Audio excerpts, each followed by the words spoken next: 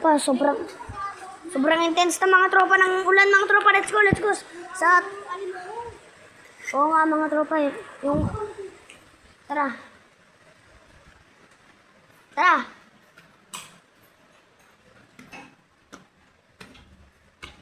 Gabi yan, parang masarap ang tulog.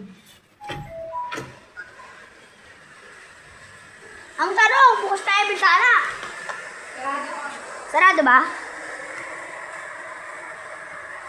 Lakasan mo pa. Huwag naman. Hindi, para maapula na yung sumunog doon sa ano. Doon na sa bangko.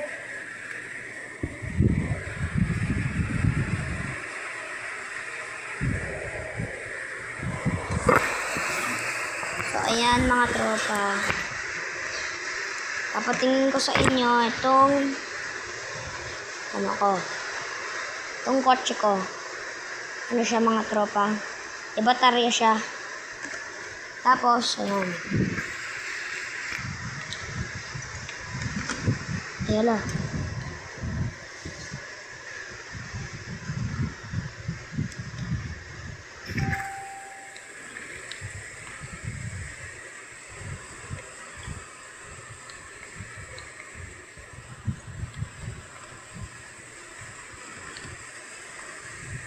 Diba mga tropa?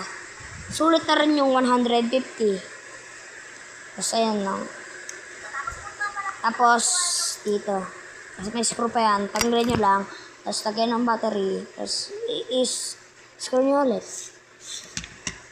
Ayan, ganun.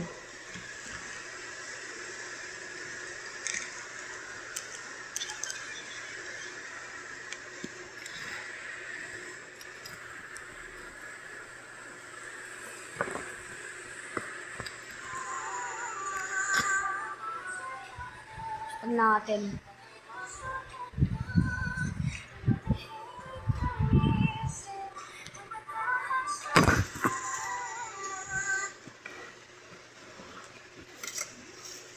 Put them aside.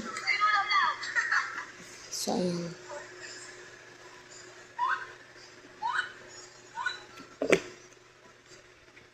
Lego lang yan. Binuha ko yan mga tropa. Sana all, may pa-flower. Akala ko Maray para sa akin, para pala kay Dolce. Feeling yan. Ngayong araw Maray ay magluluto si Garda ng chicken curry na with squid. Ay, ano? Ang weird, no? Tingnan natin. Sos yan mga tropa. Itong chicken curry kasi nung pagkakita ko ng mga ingredients na ihalo niya, feeling ko hindi masarap. Ang sabi ng amo ko, panoorin ko daw si Garda na magluto para sa susunod daw alam ko na kung paano lutuin. Kaya ngayon, ibinibidyo ko yung mga ginagawa ni Garda para hindi ko makalimutan. Diba? Ang sabi ko kay Garda dito, ang konti naman ang nilagay niyang powder. Sabi niya ay okay na daw yan. Tapos, nilagyan din niya ng harina. Very konti din Maray. Nilagyan din niya ng konting toyo. Tapos, maraming mantika. At nilagyan din niya ng gayto Maray. Wala kung ano to, pero yung amoy niya Maray, amoy ng wine. Marami siyang nilagay niyan Maray. Ano kayang lasa neto? Tapos, saka naman minekos-mekos ni Garda. Kung tatanungin niyo Maray kung anong amoy, amoy chicken curry nga. Ang sabi ko nga, wait, itong nilutuin ni Garda na chicken curry, ayan, kinukuha na niya yung ibang